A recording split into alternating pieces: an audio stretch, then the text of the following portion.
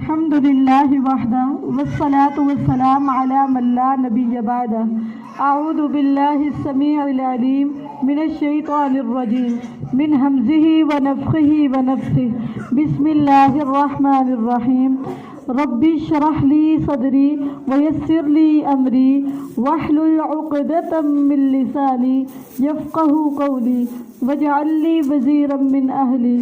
اللهم ربنا زدنا علما، اللهم فقهنا في الدين، اللهم فهمنا في الدين، اللهم أرنا الحق حقا وارزقنا اتباعه وأرنا الباطل باطلا وارزقنا اجتنابه. ربي نعوذ بك من همزات الشياطين ونعوذ بك رب أن يحضرون. رب هب لي حكما وألحقنا بالصالحين.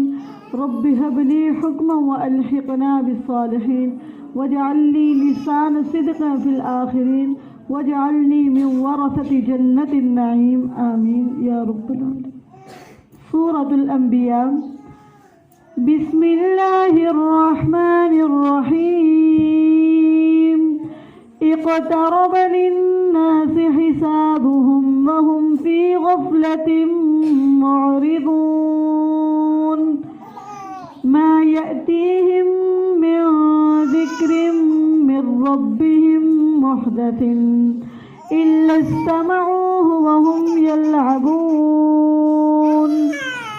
لاهية قلوبهم وأسروا النجوى الذين ظلموا هل هذا إلا بشر مثلكم أفتأتون السحر وأنتم تبصرون. سورة الانبیاء. آج انشاءاللہ ہم پارہ اس مقصد کے ساتھ پڑھیں گے کہ اللہ ہمیں صالحین کا ساتھ عطا کر، اللہ تعالیٰ ہمیں صالح بنا دے اور صالحین کے ساتھ ملا دے. اس نیت سے انشاءاللہ ہم یہ پارہ پڑھیں گے کہ اللہ تعالیٰ ہمیں صالح بنا دے اور صالحین میں ہمیں شامل فرما دے. سورة الانبیاء. بسم اللہ الرحمن الرحیم. اللہ کے نام سے شروع جو بے حد رحم والا نہایت مہربان ہے. لوگوں کے لیے ان کا حساب بہت قریب آ گیا. لوگوں کے لیے ان کا حساب بہت قریب آ گیا اور وہ بڑی غفلت میں منہ موڑنے والے ہیں. تو یہاں پہ خبر دی جا رہی ہے کہ لوگوں کا جو حساب ہے وہ بہت قریب آ گیا. یعنی انسان قدم بقدم ہر قدم پر اپنے حساب کے قریب ہوتا جا رہا ہے، اپنی موت کے قریب ہوتا جا رہا ہے. ہر لمحے ہر سیکنڈ جیسے جیسے سیکنڈز گزرتے جاتے ہیں ویسے ویسے انسان اپنے حساب کے قریب آتا جاتا ہے، پوچھ گچھ کے قریب آتا جاتا ہے، اپنے حساب کے پاس آتا جا رہا ہے. لوگوں کے حساب کا وقت قریب آ گیا اور لوگ کیا کر رہے ہیں؟ جیسے جیسے ٹیسٹ پاس آ رہا ہے نا، امتحان قریب آ رہا ہے، سوال پوچھے جانا قریب آ رہے ہیں، تو لوگ پتہ کیا کر رہے ہیں؟ وہ بڑی غفلت میں منہ موڑنے والے. جتنا موت کے قریب ہوتے جاتے ہیں، جتنا موت کے پاس آتے جاتے ہیں، اتنا ہی دین سے غفلت اختیار کری جاتے ہیں، اتنا ہی حساب سے غفلت کیے جاتے ہیں. دیکھیں جتنی زندگی ہماری گزر چکی ہے کیا اتنی باقی رہ گئی ہے؟ جتنی ہم گزار چکے ہیں کیا اتنی باقی ہے؟ اتنی کم زندگی کے باوجود ہم اپنے حساب سے غفلت میں ہیں. وہ سوالوں کے جوابوں کی تیاری کرنے سے غفلت میں ہے، وہ دین کو سیکھنے سکھانے سے غفلت میں ہے، وہ جو امتحان اللہ نے لینا ہے اس سے غفلت میں ہے. تو اللہ تعالیٰ یہاں پہ بتا رہے ہیں لوگوں کے لیے ان کا حساب بہت قریب آ گیا، بہت قریب آ گیا، بہت پاس ہے وہ دن جب ان سے ہر چیز کے بارے میں سوال کیا جائے گا، ان کا حساب لیا جائے گا، ان کے اعمال کا حساب لیا جائے گا. لوگوں کے لیے ان کا حساب بہت قریب آ گیا اور لوگوں نے ٹینشن لینے کے بجائے، فکر کرنے کے بجائے، اپنا اس کو ہم اور غم بنانے کے بجائے وہ بڑی غفلت میں منہ موڑنے والے ہیں. اعراض کر لی. جتنا جتنا موت کے قریب ہوتے جا رہے ہیں اتنا اتنا اللہ سے دور ہوتے جا رہے ہیں، اتنا اتنا دین سے غافل ہوتے جا رہے ہیں. اور جس کی موت آ گئی نا اس پر تو قیامت واقع ہوگی. جس پر موت آ گئی اس کی قیامت واقع ہوگی. اب اس سے سوال و جواب اور حساب و کتاب ہوگا. اس کے بعد اس سے اب پوچھ گچھ ہوگی جو وہ دنیا میں کر کے آیا. تو فرمایا لوگوں کے لیے ان کا حساب بہت قریب آ گیا اور وہ بڑی غفلت میں منہ موڑنے والے ہیں. حالت کیا ہے؟ ان کے پاس ان کے رب کی طرف سے کوئی نصیحت نہیں آتی جو کہ نہیں ہو، مگر وہ کیا کرتے ہیں؟ وہ اسے مشکل سے سنتے ہیں اور وہ کھیل رہے ہوتے ہیں، دل غفلت میں ہوتے، کھیلتے ہوئے، بے توجہی سے، لاپرواہی سے، غفلت سے سنتے ہیں۔ یعنی اللہ کی طرف سے جب بھی کوئی نصیحت آتی ہے، کوئی پیغام آتا ہے، کوئی خیر خواہی آتی ہے، کوئی اصلاح آتی ہے تو اس کو قبول نہیں کرتے، بہت مشکل سے سنتے ہیں، اور جب مشکل سے سنتے ہیں ساتھ میں کیا کر رہے تھے؟ کھیل رہے تھے۔ یعنی ان کی توجہ اس نصیحت کی طرف نہیں ہوتی، اس خیر خواہی کی طرف نہیں ہوتی۔ لاہیۃ قلوبہم، اس حال میں کہ ان کے دل غافل ہوتے ہیں، کان مشکل سے سن رہے ہوتے ہیں لیکن دل غفلت سے بھرے ہوتے ہیں، دل غفلت سے بھرے ہوتے ہیں۔ یعنی اللہ تعالیٰ کی جو نصیحتیں ہیں وہ ان کے کانوں میں تو جاتی ہیں لیکن دلوں پر اثر انداز ہیں۔ جب تک دل نہ بدلیں تب تک زندگیاں بدلتی، دل بدلیں گے تو زندگی بدلے گی۔ تو انہوں نے دل تک تو اللہ کی نصیحت جانے ہی نہ دی، اپنے کانوں تک ہی محدود رکھا اللہ کی نصیحتوں کو، اس حال میں کہ ان کے دل غافل ہوتے ہیں۔ تو قرآن کو دل سے سنیں، نہ کہ صرف کانوں سے۔ زندگی بدلے گی جب قرآن کو دلوں کے ساتھ سنا جائے گا، تب زندگی بدلے گی۔ اس حال میں کہ ان کے دل غافل ہوتے ہیں اور ان لوگوں نے خفیہ سرگوشی کی جنہوں نے ظلم کیا۔ یہ تم جیسے ایک بشر کے علاوہ ہے کیا؟ تو کیا تم جادو کے پاس آتے ہو حالانکہ تم دیکھ رہے ہو؟ تو یہ رسول اللہ صلی اللہ علیہ وسلم کے خلاف پروپیگنڈا تھا۔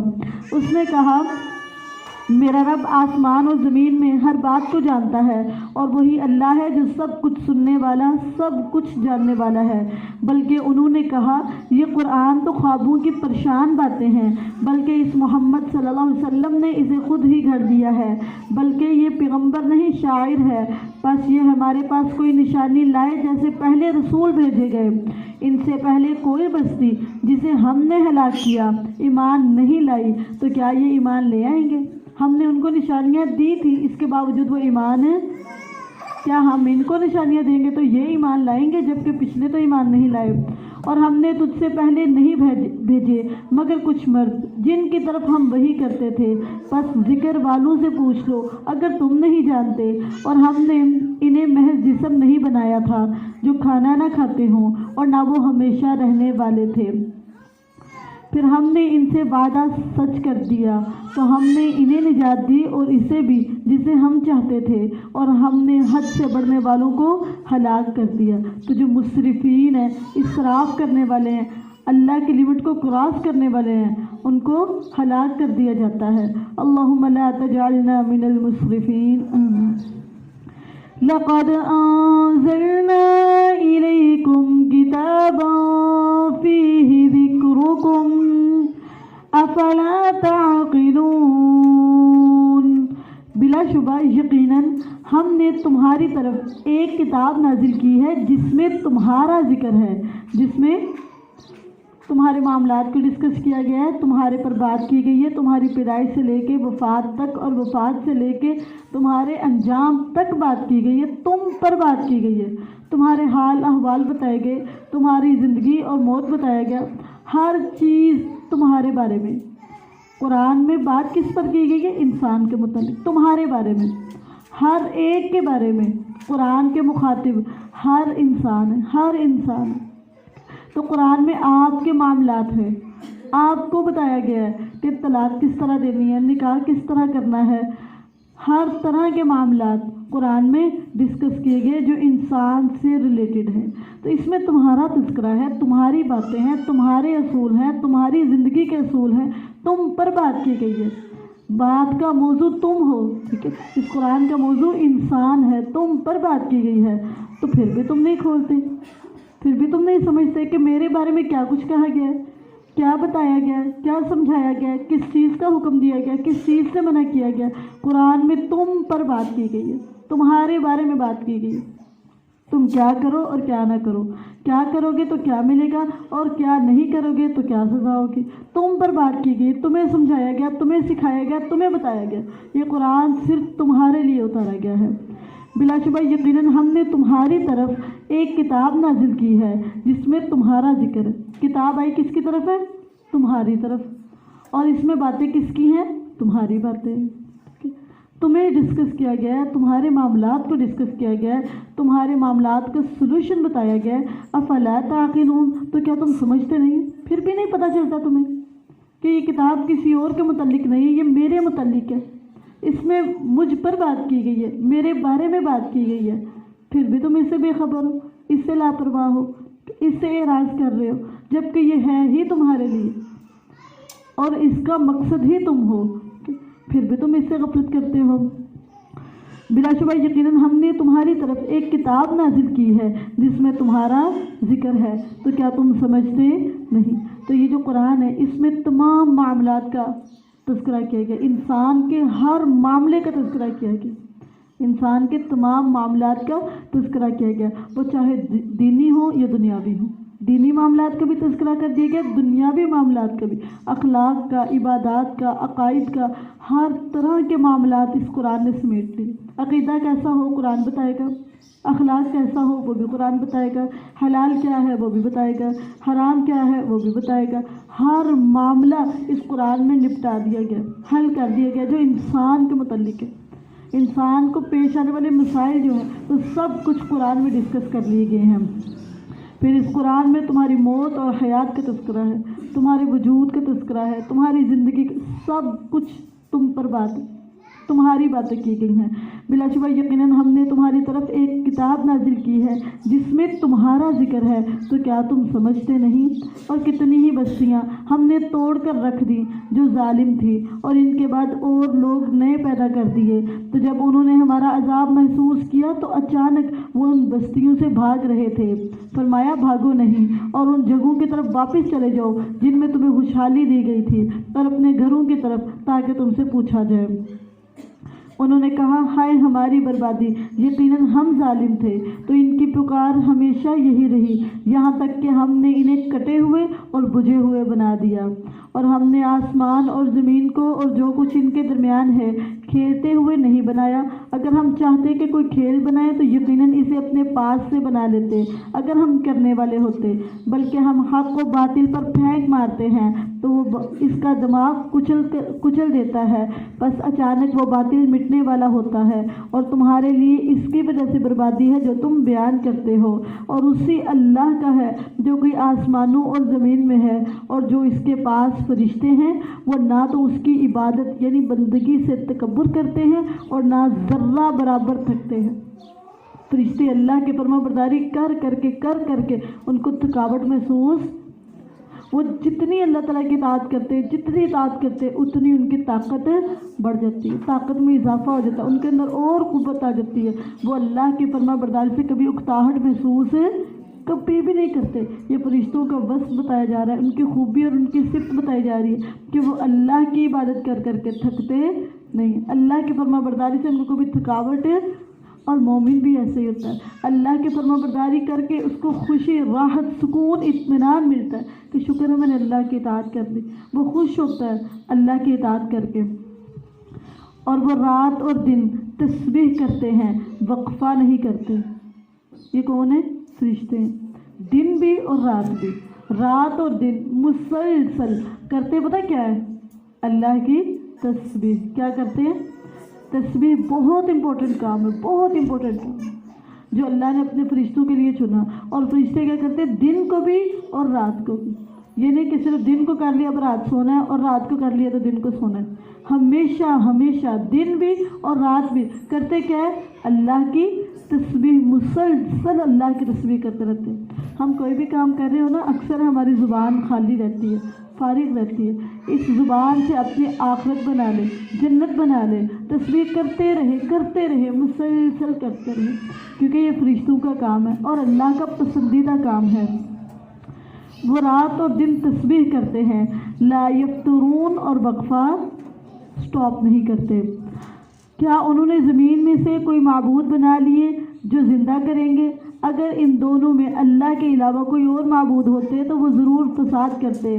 پاک ہے اللہ جو عرش کا رب ہے ان چیزوں سے جو وہ بیان کرتے ہیں، اس اللہ سے نہیں پوچھا جاتا اس کے متعلق جو وہ کرے، اور ان لوگوں سے پوچھا جاتا ہے جو یہ کریں گے۔ خالق اور مخلوق میں فرق بتا دیا، خالق سے کوئی پوچھ اور مخلوق سے سب کچھ پوچھا جائے گا۔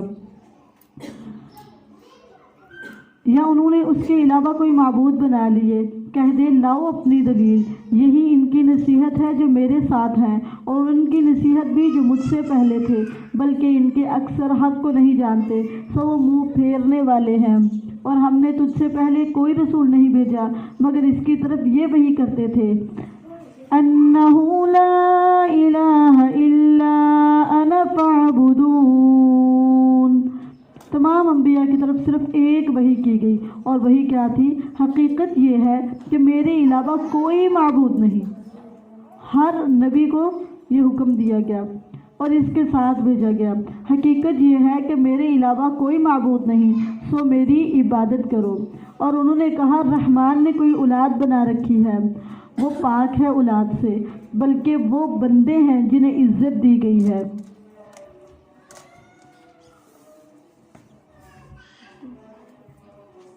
اگر اس کی طرف یہ وحی کرتے تھے کہ حقیقت یہ ہے کہ میرے علاوہ کوئی معبود نہیں، سو میری عبادت کرو۔ اور انہوں نے کہا رحمان نے کوئی اولاد بنا رکھی ہے، وہ رحمان اولاد سے پاک ہے، بلکہ وہ بندے ہیں جنہیں عزت دی گئی ہے۔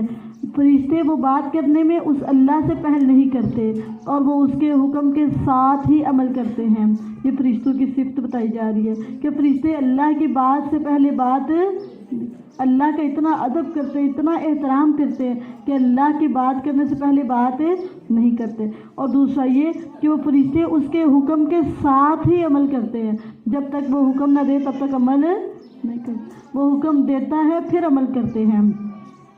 وہ اللہ جانتا ہے جو ان کے سامنے ہے اور جو ان کے پیچھے ہے، اور وہ سفارش نہیں کرتے مگر اسی کے لیے جسے وہ پسند کرے، اور وہ اسی کے خوف سے ڈرنے والے ہیں۔ کون؟ یہ فرشتوں کی صفت بتائی جائے کہ اتنی عبادت کرتے ہیں، ذرہ برابر وقفہ بھی، ہر وقت تسبیح کرتے ہیں، ہر وقت اللہ تعالیٰ کی عبادت کرتے ہیں، اور اللہ کے حکم سے آگے کوئی بات بھی نہیں کرتے، اور اللہ کے حکم پر عمل بھی کرتے ہیں، اس کے باوجود خوف اور ڈر، اس کے باوجود خوف۔ اور آج نہ تو تسبیح کی جاتی ہے، نہ اللہ کی فرما برداری کی جاتی ہے، نہ اللہ کی کوئی بات مانی جاتی ہے، اور اس کے باوجود بھی کوئی خوف کوئی ڈر۔ فرشتے اتنا کچھ کرنے کے باوجود اللہ کا خوف اور اللہ کا ڈر رکھتے ہیں۔ اور ان میں سے جو یہ کہے کہ میں اس کے علاوہ معبود ہوں تو یہی ہے جسے ہم جہنم کی جزا دیں گے، ایسے ہی ہم ظالموں کو جزا دیتے ہیں۔ اور کیا جن لوگوں نے کفر کیا یہ نہیں دیکھا کہ سارے آسمان اور زمین آپس میں ملے ہوئے تھے، تو ہم نے انہیں پھاڑ کر الگ کیا، اور ہم نے پانی سے ہر چیز بنائی، تو کیا یہ لوگ ایمان نہیں لاتے؟ یہ جتنی چیزیں نظر آ رہی ہیں نا، جتنی چیزیں، یہ سب پانی سے کریٹ کی گئی ہیں، ساری چیزیں، انسان ہے، جانور ہیں، پرندے ہیں، حیوانات ہیں، ہر چیز۔ ایک مرغی ہے نا، اس کو بھی اللہ نے پانی سے تخلیق کیا، ایک پودا اس کو بھی اللہ نے پانی سے تخلیق کیا، ہر چیز پانی سے پیدا کی گئی ہے۔ آپ کو بھی پانی کے اوپر کچھ بنا کے تو دیکھیں، پانی کے اوپر کچھ بنانا آسان ہے؟ بن سکتا ہے پانی کے اوپر؟ اللہ نے پانی سے جانور بنا دیے، اور پانی سے ہی پہاڑ اور پتے بنا دیے، پانی سے ہی اتنا بڑا انسان بنا دیے۔ یہ اللہ کی قدرت ہے، یہ اللہ کے عجائبات ہیں۔ اور کیا جن لوگوں نے کفر کیا یہ نہیں دیکھا کہ سارے آسمان اور زمین آپس میں ملے ہوئے تھے، تو ہم نے انہیں پھاڑ کر الگ کیا، اور ہم نے پانی سے ہر زندہ چیز بنائی، تو کیا یہ لوگ ایمان نہیں لاتے؟ اور ہم نے زمین میں پہاڑ بنائے کہ وہ انہیں ہلا نہ دے، اور ہم نے ان میں کشادہ راستے بنائے تاکہ وہ راہ پائیں، اور ہم نے آسمان کو محفوظ چھت بنایا، اور وہ لوگ اس کی نشانیوں سے منہ پھیرنے۔ اللہ نے اتنا کچھ بنایا، اتنا کچھ بنایا، لیکن یہ غور و فکر نہیں کرتے، اللہ کی ہر نشانی سے منہ موڑتے، اعراض کرتے، ان کے سامنے چیزیں آتی ہیں لیکن اس کے باوجود نہ تو غور و فکر کرتے ہیں اور نہ ہی اپنے الہ کو پہچانتے ہیں، بلکہ اعراض کرتے ہیں۔ اتنی چیزیں سامنے آتی ہیں لیکن ہر چیز کو اگنور کرتے ہیں، اپنے اللہ کو نہیں پہچانتے، غور و فکر نہیں کرتے۔ اور وہی اللہ ہے جس نے رات اور دن اور سورج اور چاند پیدا کیے، سب ایک ایک دائرے میں تیر رہے ہیں، ہر کوئی اپنا کام کر رہا ہے، ہر کوئی، وہ چاہے سورج ہے، چاہے چاند ہے، چاہے ذرہ ہے، وہ اللہ کی خاطر، اللہ کی رضامندی کے لیے کیا کر رہا ہے؟ اپنا کام کر رہا ہے، مسلسل کر رہا ہے، دن بھی کر رہا ہے، رات بھی۔ جس کو اللہ نے جس کام کے لیے لگا دیا وہ اسے ہلتا وہ اللہ کی مسلسل فرمانبرداری کرتا ہے اور ہمیشہ فرمانبرداری کرتا ہے۔ ایک ذرے سے لے کے پہاڑ تک، آسمان تک، ہر چیز اللہ کی فرمانبردار، ہر چیز اللہ کی مطیع ہے۔ کوئی ایسی چیز نہیں جو اللہ کی فرمانبرداری نہ کرتی ہو انسان کے علاوہ۔ اور ہم نے تجھ سے پہلے کسی بشر کے لیے ہمیشگی نہیں رکھی، کوئی بشر ایسا نہیں جو آیا ہو اور پھر واپس نہ، ہمیشگی کسی کے لیے بھی نہیں۔ سو کیا اگر تو مر جائے تو یہ لوگ ہمیشہ رہنے والے ہیں۔ کل نفس ذائقۃ الموت ونبلوکم بالشر والخیر فتنہ وإلینا ترجعون۔ ہر جان موت کو چکھنے والی ہے، جس کے اندر جان ہے نا اس نے موت کو چکھنا ہے، جس کے اندر جان ہے، جس میں جان ڈال دی گئی ہے نا اس نے مرنا ہے، چاہے وہ چونٹی ہے، چاہے وہ انسان ہے، چاہے وہ کوئی بھی چیز ہے، جس میں جان ڈالی گئی ہے اسے واپس لینی ہے۔ اور ہر جان موت کو چکھنے والی ہے، اور ہم تمہیں برائی اور بھلائی میں مبتلا کرتے ہیں۔ ہمیشہ اچھے حالات نہیں رہیں گے، کبھی اچھے حالات آئیں گے اور کبھی برے حالات۔ اللہ تعالیٰ کہہ رہے ہیں حالات ہم بدلتے رہیں گے، کیوں؟ آزمانے کے لیے، ٹیسٹ کے لیے۔ اچھے حالات ہیں نا اب بھی ٹیسٹ ہے، اور برے حالات آ گئے پھر بھی ٹیسٹ ہے۔ خوشیاں ہیں نا پھر بھی امتحان ہے، اور غم آ گیا پھر بھی امتحان ہے۔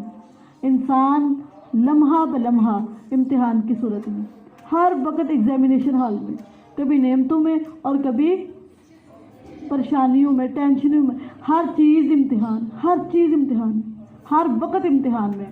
اور جب پریشانیاں، غم، ہم، تکلیفیں آئیں اس وقت امتحان کیا ہے؟ صبر کرتا ہے کہ نہیں؟ جب پریشانیاں آئیں، تکلیفیں آئیں اس وقت صبر کا دامن ہاتھ سے نہیں چھوڑنا۔ اور جب خوشیاں آئیں، نعمتیں آئیں، رحمتیں آئیں، اللہ کی رضامندیاں آئیں، حالات اچھے ہوں، اس وقت شکر کا دامن ہاتھ سے نہیں چھوڑنا۔ شکر اور صبر یہ دو حالات ہیں، یا شکر والے حالات ہوں گے یا صبر والے حالات ہوں گے۔ ہر جان موت کو چکھنے والی ہے، اور ہم تمہیں برائی اور بھلائی میں مبتلا کرتے ہیں آزمانے کے لیے۔ کس کے لیے؟ ٹیسٹ کے لیے، آزمائش کے لیے۔ اور تم ہماری ہی طرف لوٹائے جاؤ گے قیامت کے دن اور موت کے وقت۔ اور جب تجھے وہ لوگ دیکھتے ہیں جنہوں نے کفر کیا تو تجھے مذاق ہی بناتے ہیں۔ کون مذاق بناتے ہیں؟ جنہوں نے کفر کیا۔ تو مذاق اڑانا، اور خاص طور پہ ان لوگوں کا جو دین کا کام کر رہے ہیں، داعی دین ہے، یہ مومن کا شیوا نہیں ہے۔ مومن کا شیوا نہیں ہے مذاق اڑانا، کہ مومن مذاق اڑانے والا نہیں ہوتا۔ اور جب تجھے وہ لوگ دیکھتے ہیں جنہوں نے کفر کیا تو تجھے مذاق ہی بناتے ہیں۔ کیا یہی ہے جو تمہارے معبودوں کا ذکر کرتا ہے اور وہ خود رحمان کے ذکر ہی سے منکر ہیں؟ انسان سراسر جلد باز پیدا کیا گیا ہے، ہر کام میں جلدی، ہر کام میں جلدی۔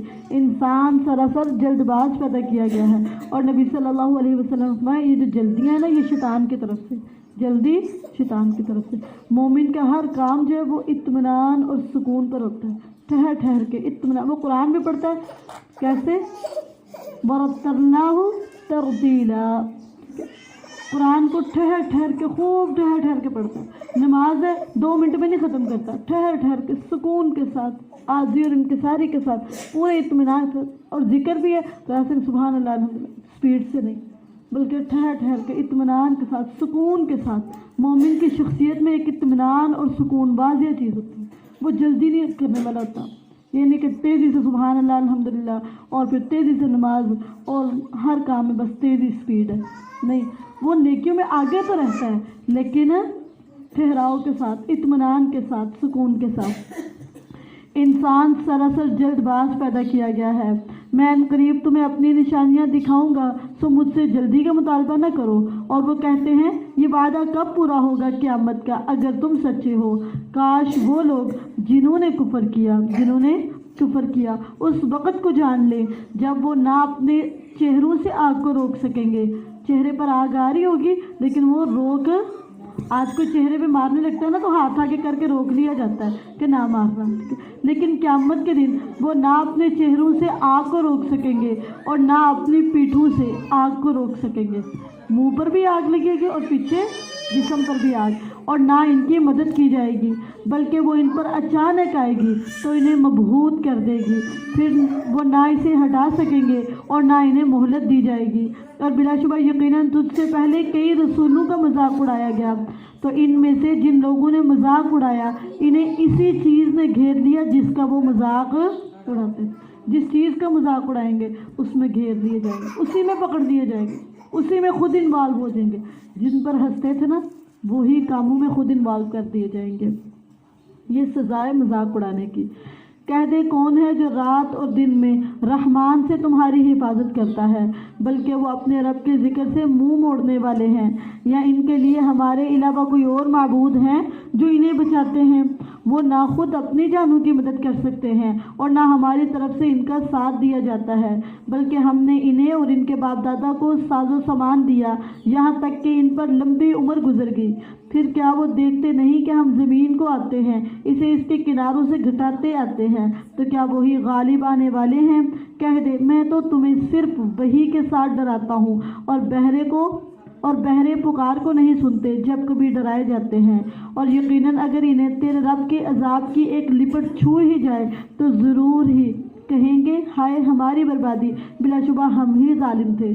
अभी पूरा अजाब आया नहीं, सिर्फ अजाब की एक लिपट ने छुआ है तो फ़ौरन से अपनी गलतियों का एतराफ़ कर देंगे।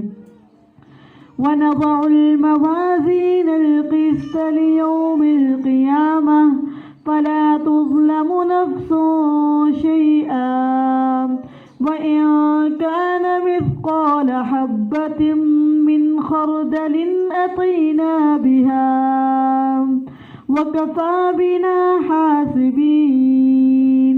और हम क़यामत के दिन ऐसे तराजू रखेंगे जो ऐन इंसाफ होंगे। ऐसा तराजू लगेगा जो इंसाफ पर मबनी होगा। उसके अंदर आमाल तोले जाएंगे, इंसान तोले जाएंगे, नियतें तोली जाएंगी। इंसान ने जो कुछ किया वो तोला जाएगा। नमाज पढ़ी थी ना, नमाज को तोला जाएगा। ये कितनी नमाज वज़नी है, इसके अंदर ईमान कितना था, इसके अंदर अल्लाह की मोहब्बत कितनी थी, इसमें खुशू और खुजू कितना था, इसमें कितना रसूलुल्लाह सल्लल्लाहु अलैहि वसल्लम की फरमाबरदारी का ख्याल रखा गया। नमाजें तो लेंगे, अज़कार तो लेंगे, सुबहान अल्लाह अल्हम्दुलिल्लाह ये जो कहते रहते ना हम हर वक्त, ये तोला जाना। ये किस नीयत से कहते थे, क्या मकसद था इनका, इनकी नीयतें, इनके अंदर ईमान कितना कवी था, किस ईमान के साथ इनने सुबहान अल्लाह पढ़ा। नेकियों को तोला जाएगा कि नेकियां किस नीयत से की गई थी, क्या इनके पीछे सोच क्या थी, इरादा क्या था, ईमान कितना था। फिर अल्लाह सिर्फ आमाल को नहीं तोलेंगे, आमाल को सिर्फ एक तो ये आपके अज़कार तोले जाएंगे, ठीक है, आपकी इबादत तोली जाएंगी, ठीक है, कुरान पढ़ना ये भी तोला जाएगा कि किस नीयत से किस तरह कुरान पढ़ते थे, कितनी मोहब्बत, कितना प्यार, कितना इखलास था इनके अंदर, किस कदर ये कुरान से मोहब्बत करते थे, कितना शौक़ था इनको कुरान का, वो तोला जाना। दूसरा ये इंसान के सिर्फ आमाल नहीं तुलने, आमाल सिर्फ नहीं तुलने, बल्कि इंसान के अपना आप, इंसान का वजूद भी तोला जाना। हदीस में आता है क़यामत के दिन एक शख्स जो बहुत ज़्यादा मोटा होगा और बहुत बड़ा होगा, लेकिन उसको अल्लाह के तराजू में जब रखेंगे ना, उसका वज़न मच्छर के पर के बराबर भी नहीं होगा, इतना सा भी वज़न नहीं होगा। उसके दिल में कोई ईमान नहीं, अल्लाह की मोहब्बत नहीं। वज़नी कौन है? जिसके अंदर अल्लाह की मोहब्बत है, अल्लाह का प्यार है, रसूलुल्लाह सल्लल्लाहु अलैहि वसल्लम से मोहब्बत है, उनके बारे में अच्छे तासुरात हैं, उनके बारे में अच्छे ख्यालात हैं, अच्छे जज्बात हैं, सहाबा किराम से मोहब्बत करने वाले। ये दिल तो ले जाने, ये जिस्म तो ले जाने, ये आज़ाद तो ले जाने। रसूलुल्लाह सल्लल्लाहु अलैहि वसल्लम के एक सहाबी अब्दुल्लाह बिन मसूद, उनकी जो सिर्फ 2 पिंडलियाँ हैं ना, सिर्फ 2 पिंडलियाँ, उनका वज़न ओहद पहाड़ से ज़्यादा, इतने वज़नी है वो अल्लाह की नज़र, इतना मुकाम है, इतना मर्तबा है।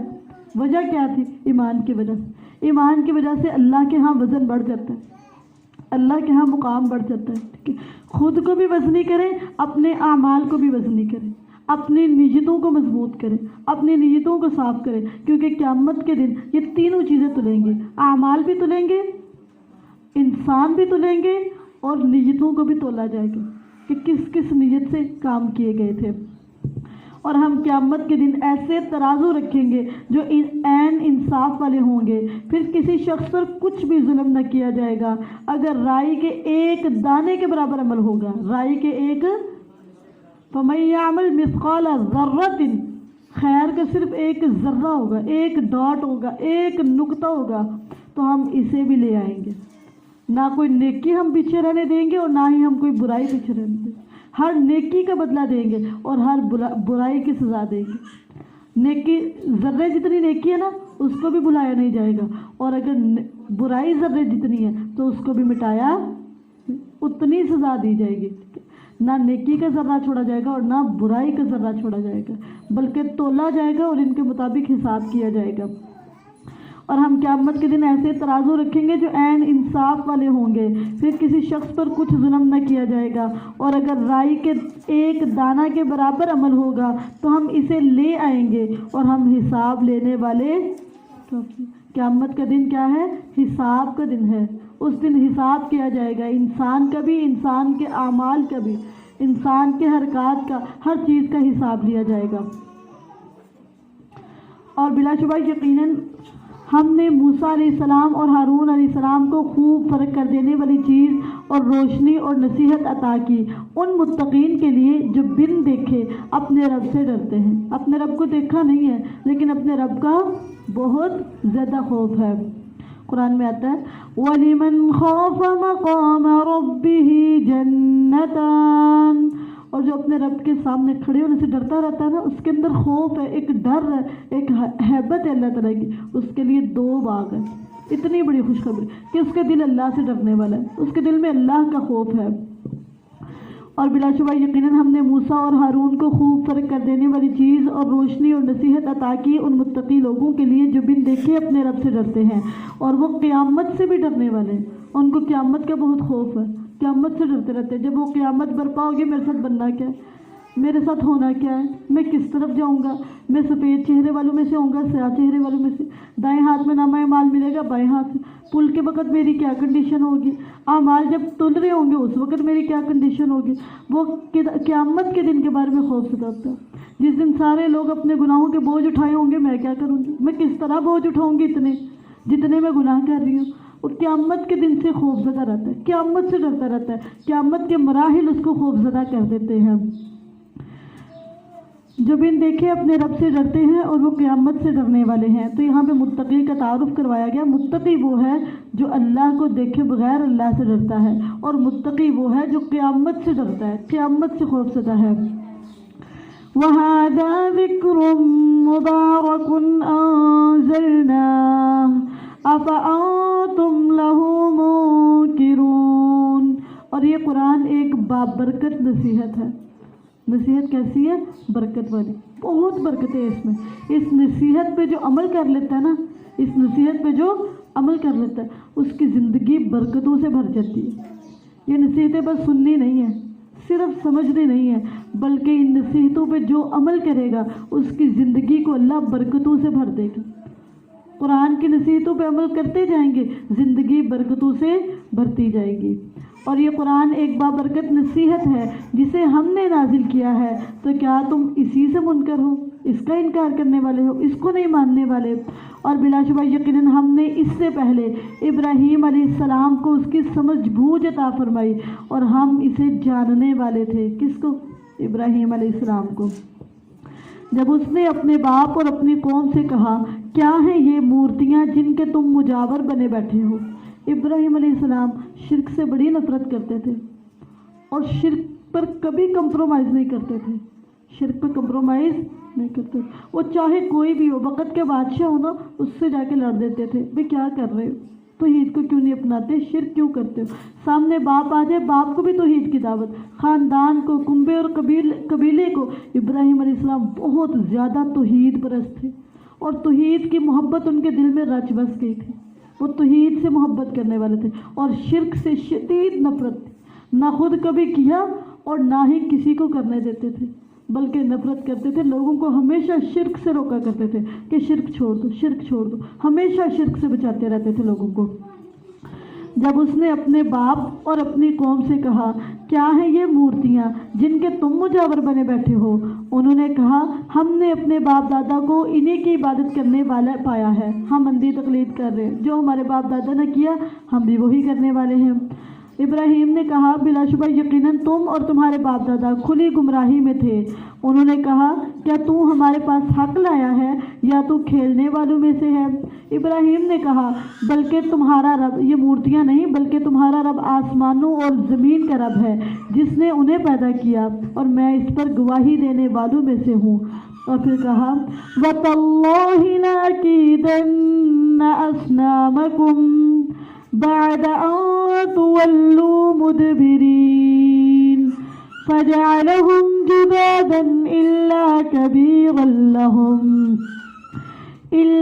كَبِيرًا لَهُمْ لَعَلَّهُمْ إِلَيْهِ يَرْجِعُونَ قَالُوا مَن فَعَلَ هَذَا بِآلِهَتِنَا إِنَّهُ لَمِنَ الظَّالِمِينَ۔ ابراہیم علیہ السلام نے کہا اللہ کی قسم، قسم کس کی کھاتے تھے؟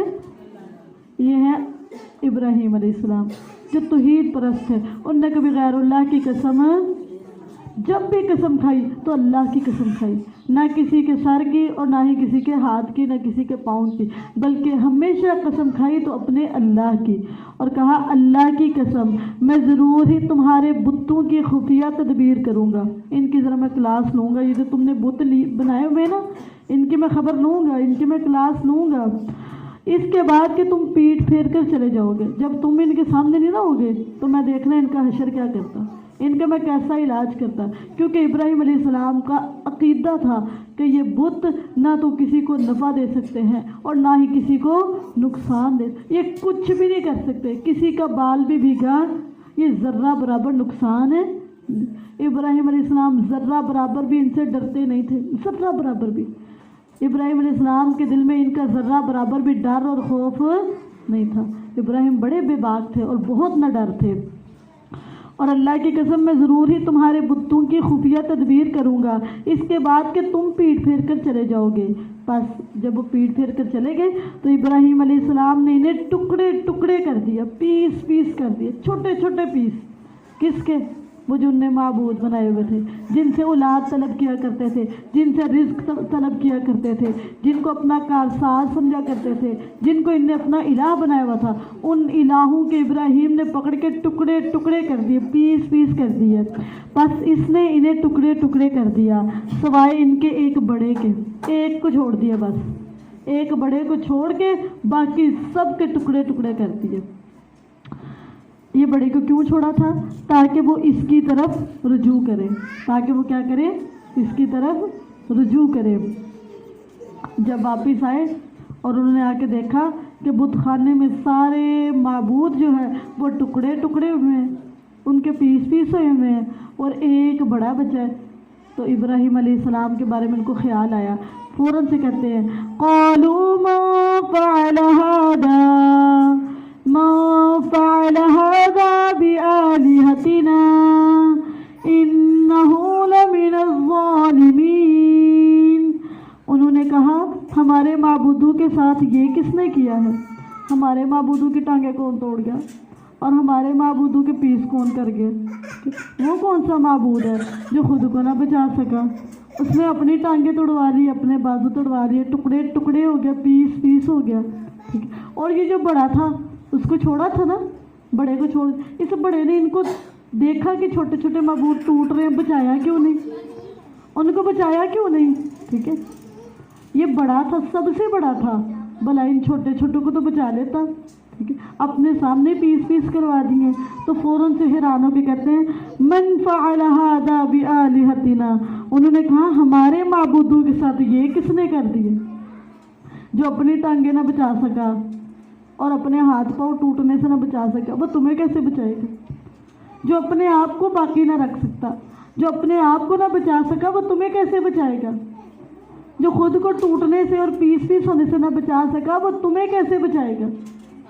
ابراہیم علیہ السلام بہت سمجھدار تھے، بہت سمجھدار تھے، انہوں نے اتنی واضح حجت قائم کی کہ عقل مند کے لیے تو بہت اچھی طرح اس کو سمجھ آ سکتی تھی، لیکن پھر بھی کہتے انہوں نے کہا ہمارے معبودوں کے ساتھ یہ کس نے ظلم کیا؟ ہمارے معبودوں کے ساتھ یقیناً وہ ظالموں میں سے اس نے ظلم کیا۔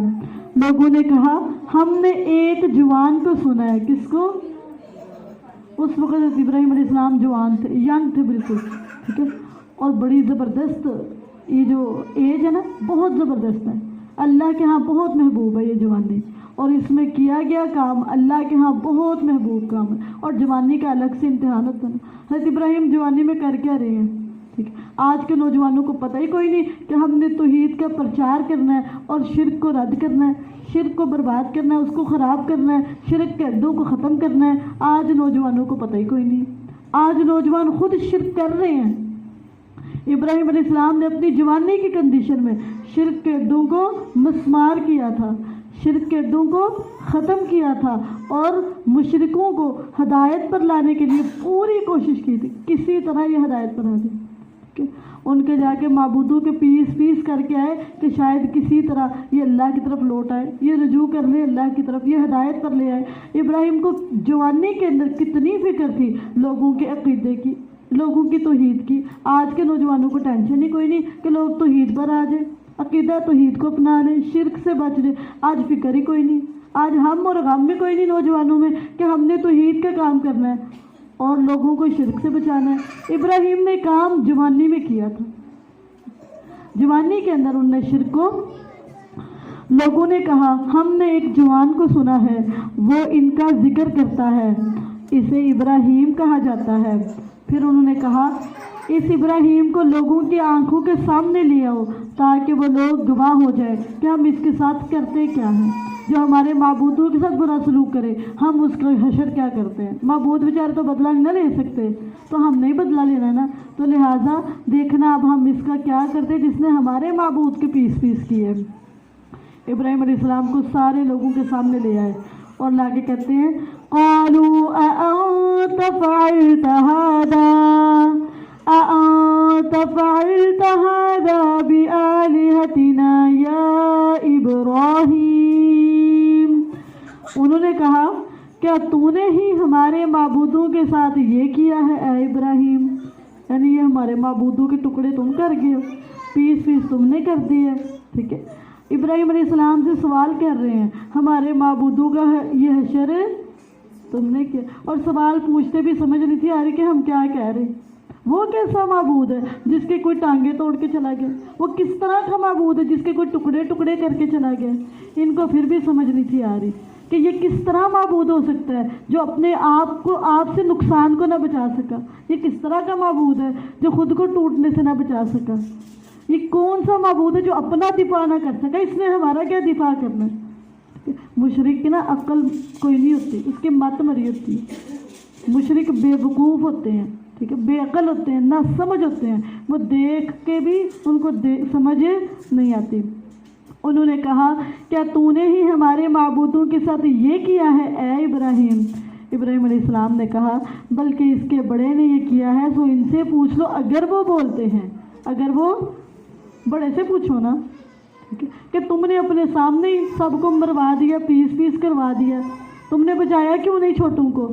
ٹھیک ہے، تم میں طاقت نہیں تھی، ہمت نہیں تھی آگے بڑھ کے ان کو بچا لیتے، ٹھیک ہے۔ تو جب یہ بڑا نہیں کر سکتا چھوٹے کہاں کر سکتے تھے؟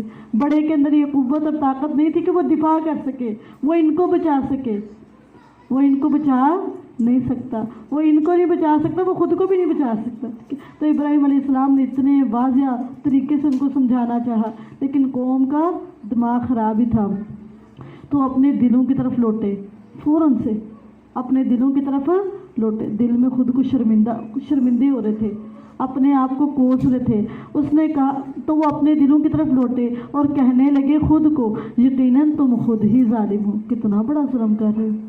مان گئے تھے کیونکہ ابراہیم علیہ السلام نے منوا تو لیا تھا، ٹھیک ہے، ابراہیم علیہ السلام نے کام ہی ایسا کیا تھا کہ یہ مان جاتے، مان گئے تھے، لیکن پھر کیا ثم نکسوا علی رؤوسہم، پھر وہ اپنے سروں پر الٹے کر دیے گئے، سر نیچے اور پاؤں اوپر ہو تو کیا ہوتا ہے، سر پھر جاتا ہے نا، ان کے سر پھر گئے تھے، دوبارہ سے وہ پھرکی گھوم گئی، پھر وہ اپنے سروں پر الٹے کر دیے گئے۔ اور پتہ کیا کہتے ہیں بلا شبہ یقیناً تو جانتا ہے کہ یہ بولتے، ان بیچاروں کے پاس تو بولنے کی طاقت ہی نہیں ہے، جن کو ہم نے خدا بنایا ہوا ہے، جن کو ہم نے الہ بنایا ہوا ہے، جن سے ہم اولادیں مانگتے ہیں، جن کو ہم رزق کی فیکٹریاں کہتے ہیں، وہ ان میں بولنے کی طاقت آپ خود بتائیں، ایک بندہ بولنے والا اور ایک بولنے والا نہیں، ان دونوں میں سے اچھا کون ہے؟ بولنے والا اچھا ہے نا، اس کے پاس قوت تو ہے بولنے کی۔ تو جن معبودوں کی یہ عبادت کر رہے ہیں وہ بول، اس سے تو یہ ٹھیک ہے کہ بولنا تو آتا ہے ان کو، ان کی زبان میں قوت اور طاقت تو ہے، یہ زبان تو نکال سکتے، زبان سے بول تو سکتے ہیں۔ ابراہیم علیہ السلام نے خوب ان کو سمجھایا، اور وہ کہتے ہیں بلا شبہ یقیناً تو جانتا ہے کہ یہ بولتے نہیں۔ ابراہیم علیہ السلام پھر شروع ہو گیا، کہا پھر کیا تم اللہ کے علاوہ اس چیز کی عبادت کرتے ہو جو نہ تمہیں کچھ نفع دیتی ہے اور نہ تمہیں نقصان پہنچاتی ہے؟ اس کا تو کوئی فائدہ ہی نہیں ہے، یہ نہ تمہیں فائدہ دے سکتی نہ تمہیں نقصان دے سکتی، یہ تو خود نہ تو اپنا فائدہ کر سکتے اور نہ خود سے نقصان دور کر سکتے، کس چیز کی تم عبادت کر رہے ہو؟ اور یہ بھی سمجھا دیا کہ نفع اور نقصان اللہ کے علاوہ کسی کے ہاتھ میں۔ انہوں نے ان کو خدا سمجھا ہوا تھا، نفع نقصان کا مالک سمجھا ہوا تھا۔ ابراہیم نے بتایا کہ نفع نقصان کا مالک اللہ کے علاوہ کوئی اور چیز ہے کوئی نہیں، نفع صرف اللہ کے ہاتھ میں اور نقصان بھی صرف اللہ کے ہاتھ میں ہے۔ پھر کہتے ہیں اُفٍّ لَكُمْ وَلِمَا تَعْبُدُونَ مِن دُونِ اللَّهِ أَفَلَا تَعْقِلُونَ قَالُوا حَرِّقُوهُ وَانصُرُوا آلِهَتَكُمْ إِن كُنتُمْ فَاعِلِينَ قُلْنَا يَا نَارُ كُونِي بَرْدًا وَسَلَامًا عَلَىٰ إِبْرَاهِيمَ۔ ابراہیم علیہ السلام نے کہا اف ہے تم پر اور ان چیزوں پر بھی جن کی تم اللہ کے علاوہ عبادت کرتے ہو۔ یہ اف بیزاری کے لیے کہا کہ میں بیزار ہوں تم سے بھی اور جن کی تم عبادت کرتے ہو۔ تو کیا تم سمجھتے نہیں؟ اتنی واضح دلیل ہے پھر بھی نہیں سمجھتے۔ انہوں نے سمجھنے کی بجائے پتہ کیا کہا؟ جب دلائل سے نہ مقابلہ کر سکے تو پھر انہوں نے کیا کیا؟ چالیں چلی۔ انہوں نے کہا ابراہیم کو جلا دو اور اپنے معبودوں کی مدد کرو۔ کیا کرو؟ یہ کیسا معبود ہے جس کی ہمیں خود مدد کرنی پڑتی ہے، جس کی مدد خود کرنی پڑتی ہے؟ وہ مدد نہیں کر سکتا، اس نے تو اپنے آپ کو بچایا نہیں نا، خود ٹوٹے ٹوٹے ہو گیا، پیس پیس ہو گیا۔ اب تم ان الہوں کی مدد کرو، ان الہوں کی۔ اور اللہ کے علاوہ اگر کوئی بھی ہے نا وہ مدد کا محتاج ہے۔ اللہ کسی مدد کا محتاج ہے؟ اللہ کے علاوہ کوئی چیز ایسی نہیں ہے جو مدد کی محتاج نہ ہو۔ صرف ایک اللہ ہے جس کو مدد کا محتاج ہے، باقی دنیا میں ہر چھوٹا بڑا اللہ کی مدد کا محتاج ہے۔ انہوں نے کہا اسے جلا دو اور اپنے معبودوں کی مدد کرو اگر تم کرنے والے ہو، کرنا ہے تو یہ کرو۔ کیا تحریک کیا چل رہی ہے؟ معبودوں کی مدد کرو، الہوں کی مدد کرو، خداؤں کی مدد کرو، ٹھیک ہے؟ نعرہ لگاتے بھی سمجھ نہیں آئی ان کو۔ میں نے پہلے بتایا مشرک نا بے وقوف ہوتے ہیں، بے عقل ہوتے ہیں، نہ سمجھ ہوتے ہیں۔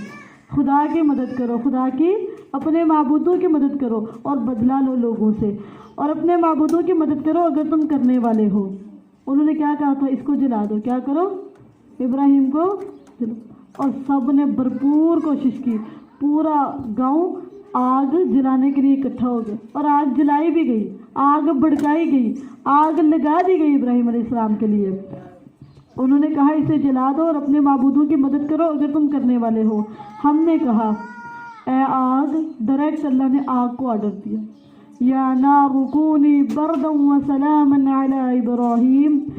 ہم نے کہا اے آگ تو ابراہیم پر سراسر ٹھنڈک اور سلامتی والی بن جائے۔ یہ توحید پرست ہے، یہ عقیدہ توحید رکھنے والا نوجوان ہے۔ کوئی جلائے بھی تو جل، پوری دنیا مل کے جلا رہی ہے، پورا کنبہ قبیلہ مل کے جلانے کی کوشش ہے، ختم کرنے کی کوشش ہے، لیکن ختم جس میں توحید ہے نا اس کو کوئی گرا نہیں سکتا، اس کو کوئی بجھا نہیں سکتا، اس کو کوئی ختم کر نہیں سکتا۔ جو اللہ کے دین کی طرف دعوت دیتا ہو، جو حق پہ کھڑا ہو، اگرچہ اکیلا ہو، اللہ اس کی پوری پوری مدد کرتے ہیں، اور ہمیشہ اللہ نے مدد کی ہے، ہمیشہ کریں گے۔ اگر آپ اکیلے ہیں ٹینشن نہیں لینی، گھبرانا نہیں ہے، توحید کا کام کریں، شرک سے لوگوں کو بچائیں۔ آپ کی حفاظت اللہ کی ذمہ داری ہے جس کا آپ پیغام پہنچائیں۔ آپ ڈٹائی کے ساتھ، بے باکی کے ساتھ اپنے اللہ کا پیغام پہنچائیں، توحید کا پرچار کریں اور شرک سے لوگوں کو محفوظ کریں۔ ہم نے آگ سے کہا اے آگ تو ابراہیم پر سراسر ٹھنڈک اور سلامتی والی بن جا، اور انہوں نے اس کے ساتھ ایک چال کا ارادہ کیا تو ہم نے انہی کو انتہائی خسارے والا کر دیا۔ جو ابراہیم کے خلاف چال چلی تھی اللہ نے ساری چالوں کو ناکام کر دیا، اور اس چال کا انہی کو نقصان ہو۔ چال چلنے والے پر لوٹتی ہے، جو کھودے گا وہ گرے گا بھی۔ جو کسی کے لیے گڑھا کھود رہا ہے نا، وہ کسی کے لیے نہیں، خود گرنے کے لیے۔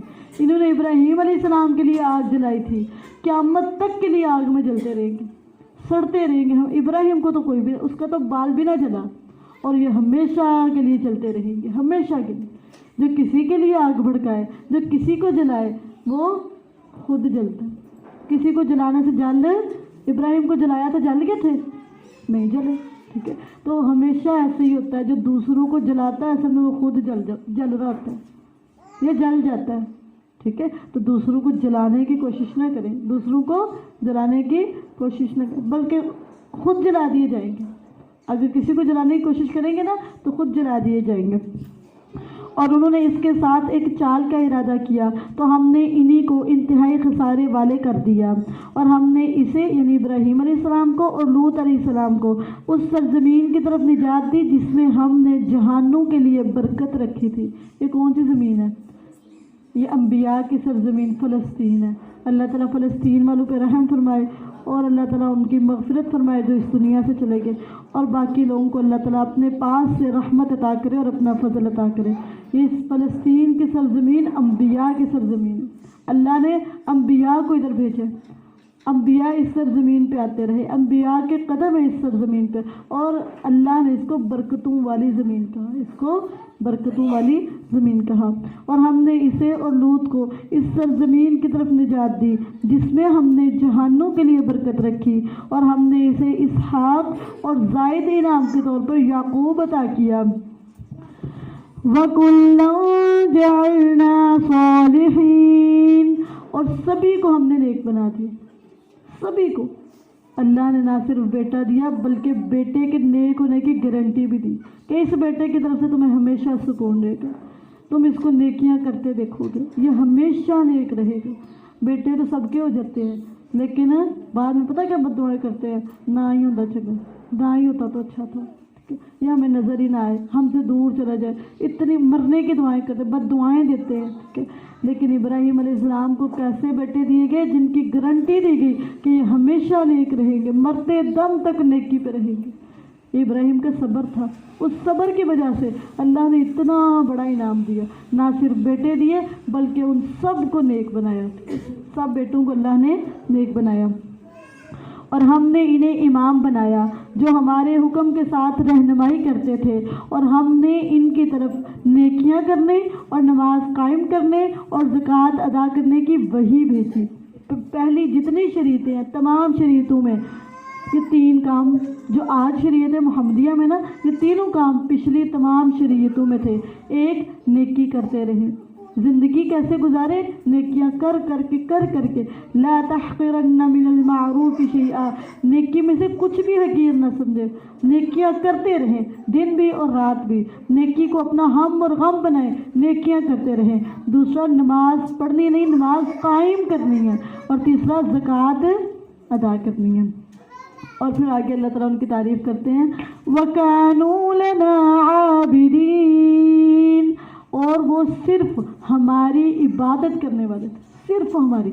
جیسے ہم کہتے ہیں نا ایاک نعبد، ہم صرف تیری ہی عبادت کرتے ہیں، تو انبیاء اس کی عملی مثال تھے کہ ہمیشہ اللہ کی بندگی، ہمیشہ اللہ کی غلامی۔ اور لوط علیہ السلام ہم نے اسے حکمت اور علم عطا فرمایا۔ کون سی دو چیزیں اللہ نے پرومیننٹ کی، ہائی لائٹ کی؟ حکمت، اور یہ بہت قیمتی چیزیں۔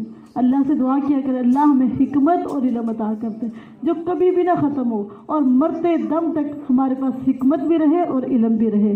اور لوط علیہ السلام ہم نے اسے حکمت اور علم عطا فرمایا، اور اسے اس بستی سے نجات دی جو گندے کام کیا کرتی تھی، یقیناً وہ برے لوگ تھے جو نافرمان تھے۔ اللہم انا نعوذ بک من الفسوق والعصیان وَأَدْخِلْنَاهُ فِي رَحْمَتِنَا إِنَّهُ مِنَ الصَّالِحِينَ، اور ہم نے اسے اپنی رحمت میں داخل کر لیا. اور کیا کیا؟ وہ نیک لوگوں میں سے تھا. یقیناً وہ جو نیک بنے گا اس پر اللہ کی رحمت کی جائے گی. نیکیاں کرنے والے اللہ کی رحمت کو سمیٹ لیتے ہیں. جتنی نیکیاں کرتے جائیں گے اتنا اللہ کی رحمت میں آتے جائیں گے. اور اپنی زندگی کا ہم اور غم کیا بنانا ہے؟ ہم نے نیک بننا ہے, ہم نے صالح بننا ہے, اور اللہ سے یہ دعا کرنی ہے ہمیں صالحین میں چل. آج اب پارا اس مقصد سے پڑھے ہیں نا کہ اللہ ہمیں صالح بنا دے اور ہمیں صالحین میں شامل کر دے. اور نوح کو بھی یاد کرو, جب اس نے اس سے پہلے پکارا تو ہم نے اس کی دعا کو قبول کر لی. نوح کی دعا اللہ نے رد نہیں, لیکن نوح کی دعا سنی پتہ کب گئی تھی؟ 950 سال بعد. 950 سال بعد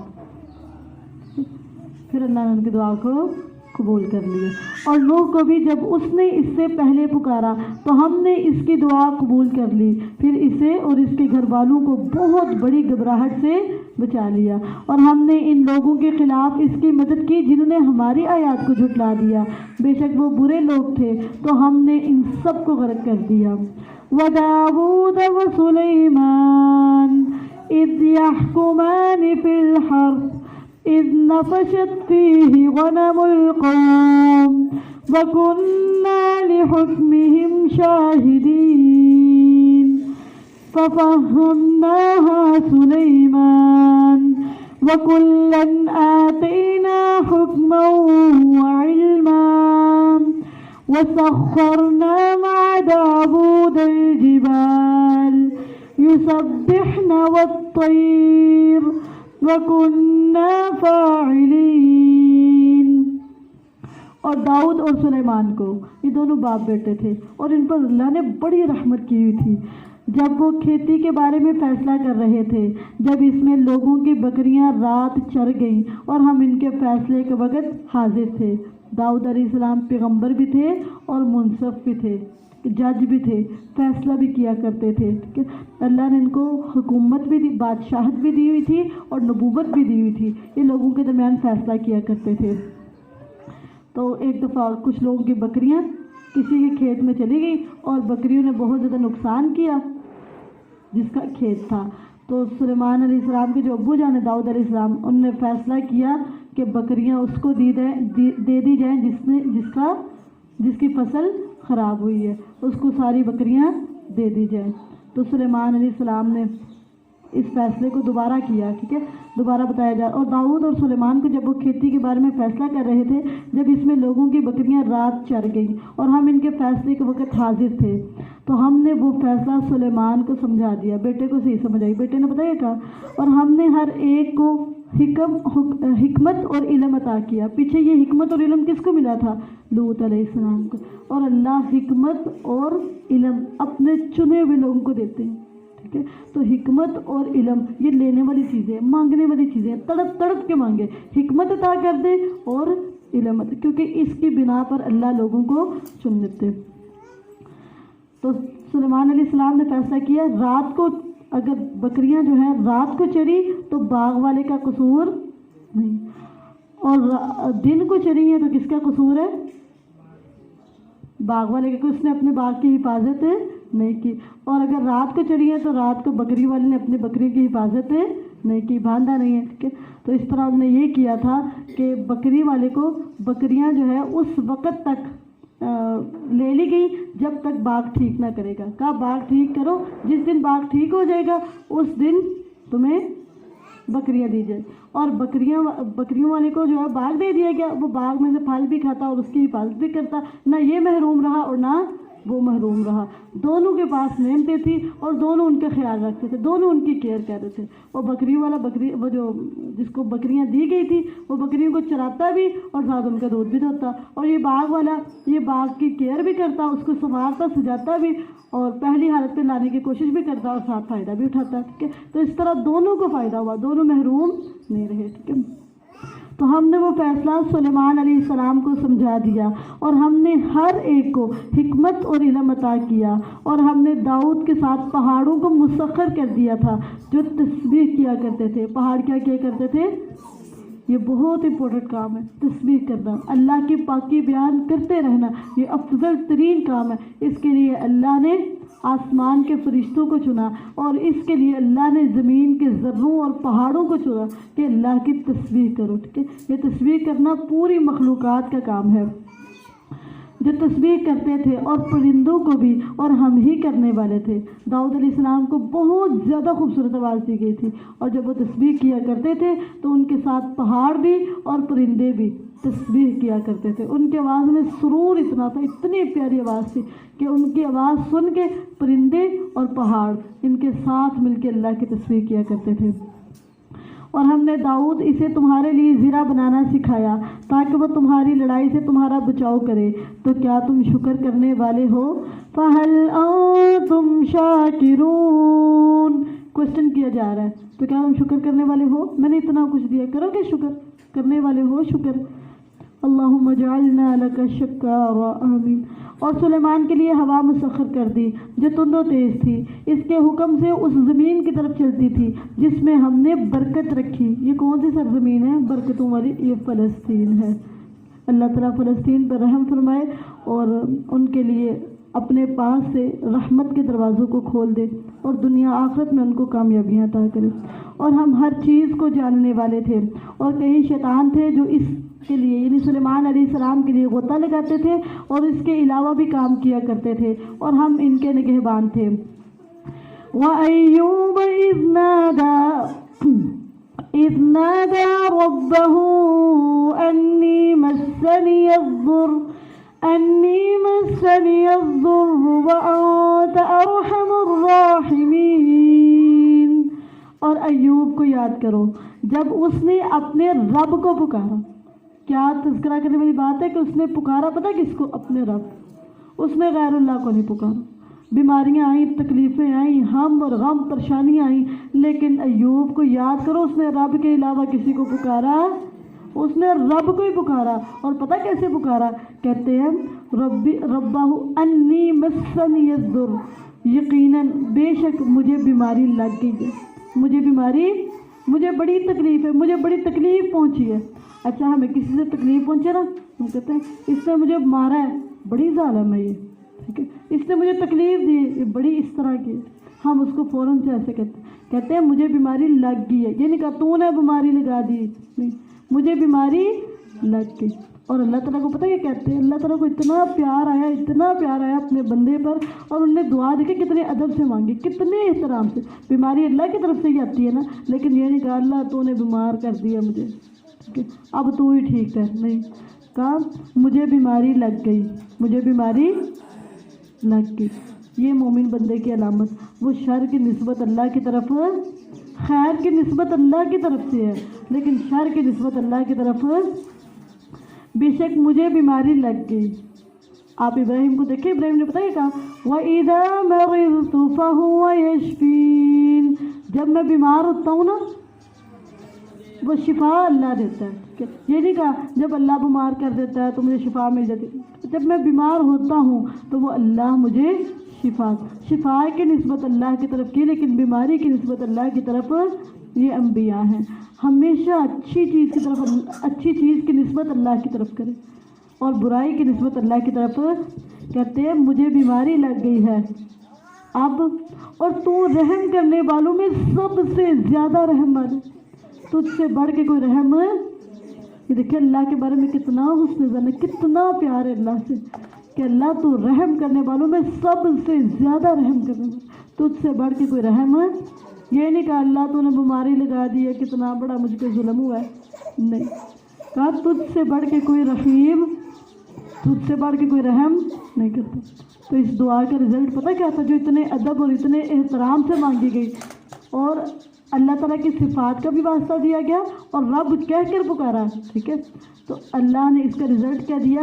فَاسْتَجَبْنَا لَهُ فَكَشَفْنَا مَا بِهِ مِن ضُرٍّ وَآتَيْنَاهُ أَهْلَهُ وَمِثْلَهُم مَّعَهُمْ رَحْمَةً مِّنْ عِندِنَا وَذِكْرَىٰ لِلْعَابِدِينَ. تو ہم نے اس کی دعا قبول کر لی. یہ دعائیں قبول کی جائیں گی اگر کریں تو. ان دعاؤں کی قبولیت کی اللہ نے گارنٹی دی ہے. کیوں؟ اللہ نے پہلے قبول کی ہوئی ہے. اس طرح مانگو گے تو قبول کی جائے گی. مانگو اس طرح میں قبول کروں گا. تم اس طرح مانگو جس طرح ایوب نے مانگا تو تمہاری دعا قبول کی جائے گی. تو ہم نے اس کی دعا قبول کر لی. بس اسے جو بھی تکلیف تھی جو بھی تکلیف تھی دور کر دی. اور صرف تکلیفیں دور نہیں کی اور اسے اس کے گھر والے اور ان کے ساتھ ان کی مثل اور عطا کر دی ہے. ان کو ان کا اہل دے دیا, ان کا گھر دے دیا, ان کو گھر والے دے دیے, ان کے گھر کو اللہ نے خوشیوں سے بھر دیا.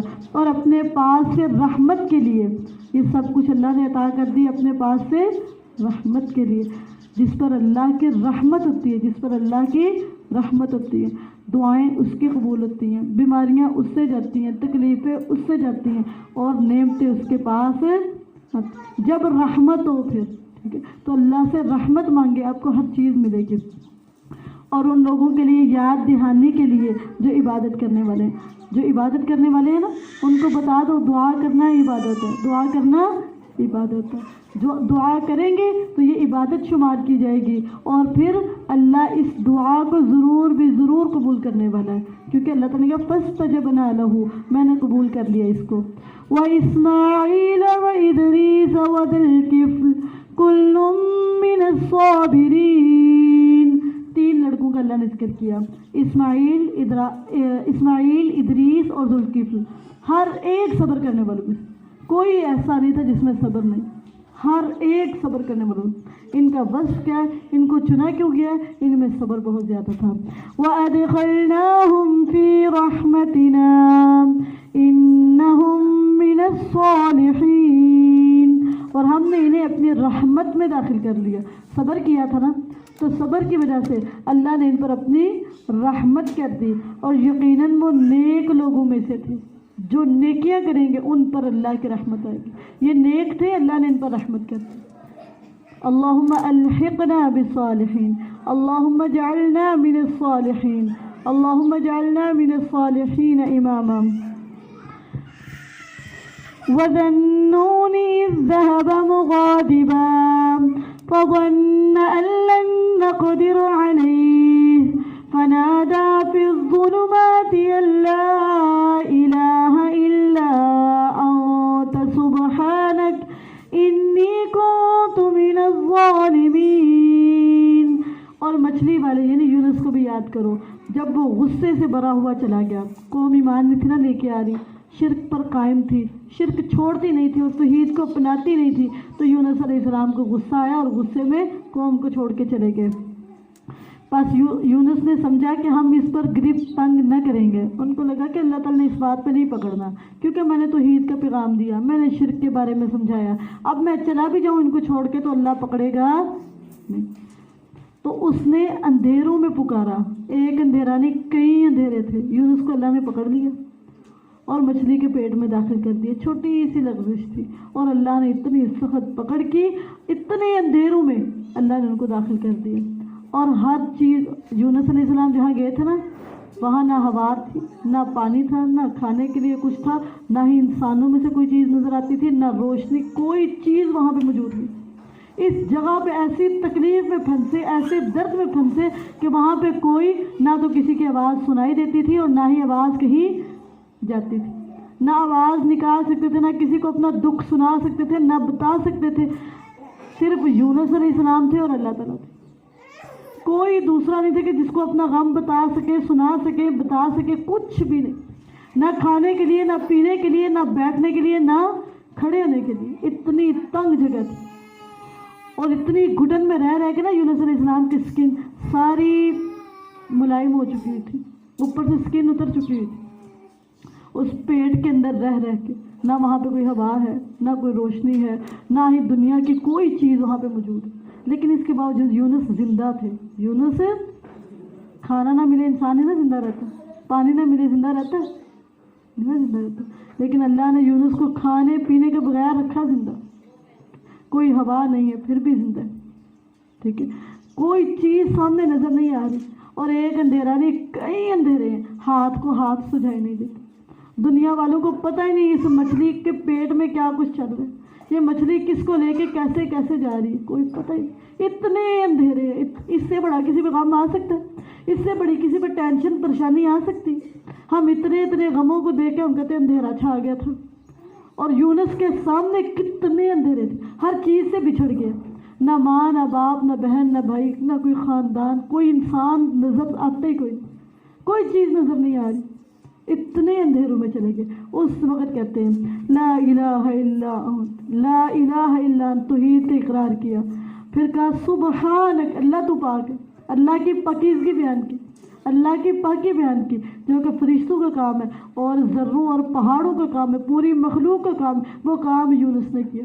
سبحانک، اللہ تو پاک، اللہ کو پاک قرار دیا، اور پھر کہا انی کنت من الظالمین، یقیناً میں ظلم کرنے، غلطی میری ہے۔ جب تک اعتراف نہیں کریں گے، غلطی مانیں گے نہیں، قصوروار خود کو ٹھہرائیں گے نہیں، تب تک نجات نہیں ملنی۔ 3 کام کرنے ہیں، ایک توحید کا اقرار کرے، دوسرا کام اللہ کی پاکیزگی بیان کرے، اور تیسرا اپنی غلطی کو تسلیم کرے۔ جب یہ 3 کام کر لیں گے فَاسْتَجَبْنَا لَهُ وَنَجَّيْنَاهُ مِنَ الْغَمِّ وَكَذَلِكَ نُنْجِي الْمُؤْمِنِينَ، تو ہم نے اس کی دعا قبول کر لی۔ اور کیا یونس علیہ السلام مچھلی کے پیٹ میں جاتے دعا کی اور نکل آئے باہر؟ کتنی دیر تک دعا کرتے رہے، کتنی دیر تک مایوس ہو گئے تھے، اللہ کے رحمت سے نا امید ہو گئے تھے، کہہ سکتے تھے نا ادھر کون سے کسی نے مجھے نکالنا ہے، کون مجھے نکال سکتا ہے، کون مجھے بچا سکتا ہے، یہاں سے نکلنا ناممکن ہے، میں اس مشکل میں پھنسا ہوں، دنیا والے مجھے نکال نہیں سکتے، کسی کو پتہ ہی کوئی نہیں، کون وہاں پہ کام آیا؟ اللہ رب العزت، اس نے ہی ہمیشہ، آپ غموں کے اندھیروں کے اندر پھنس چکے ہیں، اس اللہ کے علاوہ کوئی نکلنے کے 3 ہی طریقے ہیں، لا الہ الا انت، سبحانک، انی کنت من الظالمین، یہ 3 باتیں کہیں اللہ کا وعدہ ہے۔ فَاسْتَجَبْنَا لَهُ وَنَجَّيْنَاهُ مِنَ الْغَمِّ وَكَذَلِكَ نُنْجِي الْمُؤْمِنِينَ، تو ہم نے اس کی دعا قبول کی اور غم سے نجات دے دی۔ وہ جو غم تھا نا وہ الگ کی ٹینشن تھی، کوئی چیز نہیں ہے وہ تو ہے یہ غم، لیکن ایک اور پریشانی اور ٹینشن تھی، اکیلے ہونے کی، تنہائیوں کی پریشانیاں تھی، کھانا کوئی نہیں، پینا کوئی نہیں، کوئی دنیا کے وسائل اسباب نظر نہیں آتے، اتنے غم تھے، اللہ نے ہر غم کو ختم کیا۔ اور اسی طرح جس طرح اللہ تعالیٰ نے یونس کو نجات دی، ایمان والوں کو بھی اسی طرح نجات ملے گی، اسی جملے کے ساتھ نجات ملے گی، اسی توحید کے ساتھ نجات ملے گی، اس طرح مومنوں کو نجات ملے گی۔ جو مومن ہوگا جہاں بھی پھنسے گا اس کو ان جملوں کے ساتھ اس طرح نجات ملے گی۔ رسول اللہ صلی اللہ علیہ وسلم نے بتایا یہ جملے غم سے نجات دلانے کا سبب ہے، کیونکہ اللہ نے یونس علیہ السلام کو غم سے نجات دی۔ اور یہ جو سورت کے یہ جو پیرے ہیں نا، یہ بہت زیادہ مزے کے ہیں، بہت انٹرسٹنگ ہے۔ ادھر جو دعائیں کی گئی ہیں نا وہ مقبول دعائیں ہیں، مقبول دعائیں ہیں، کوئی دعا رد نہیں کی گئی جو یہاں پہ مانگی جا رہی ہیں۔ اگلے پیغمبر ہیں وَزَكَرِيَّا إِذْ نَادَى رَبَّهُ رَبِّ لَا تَذَرْنِي فَرْدًا وَأَنْتَ خَيْرُ الْوَارِثِينَ۔ اور زکریا کو یاد کرو، ہر پیغمبر کا ایک ہی بس تھا، اللہ کے علاوہ کسی کو نہیں پکارنا، غیر اللہ کو کبھی نہیں پکارا، کتنے بھی غموں میں ہے، کتنی بھی تکلیفوں میں ہے، اللہ کے علاوہ کسی کو پکارنا ہی نہیں، کوئی اس قابل ہی نہیں کہ اس کو اللہ کے علاوہ پکارا جائے، صرف اللہ کو پکارنا۔ اور کتنے انبیاء کا پڑھ چکے ہیں، ہر پیغمبر نے رجوع کیا تو رب سے کیا، ہر ایک کی آزمائش مختلف تھی، کسی کو بیماریاں لگ گئی ہیں، ٹھیک، کوئی غموں میں چلا گیا ہے اور کسی کے پاس اولاد نہیں، تو ہر چیز کا حل صرف اللہ کے پاس، نہ غموں کے لیے کسی کے پاس جائے، نہ تکلیفوں کے لیے کسی کے پاس جائے، اور نہ اولادوں کے لیے کسی کے پاس جائے۔ ہمارے پاس وہ طریقہ موجود ہے جس سے اولاد بھی مل سکتی ہے اور جس سے بیماریوں کو سکون بھی اور غم دور بھی ہو سکتے ہیں، وہ اللہ نے ہمیں قرآن میں بتا دیا ہوا ہے، وہ طریقہ اپنائیں، اس سے غموں سے بھی نجات ملے گی، بیماریوں سے بھی شفا ملے گی اور اولاد بھی ملے گی۔ یہ اللہ نے پہلوں کو دیا، اس طریقے سے ہی ملا ہے، آپ کو بھی اسی طریقے سے ملنا ہے۔ وَزَكَرِيَّا إِذْ نَادَى رَبَّهُ رَبِّ لَا تَذَرْنِي فَرْدًا وَأَنْتَ خَيْرُ الْوَارِثِينَ۔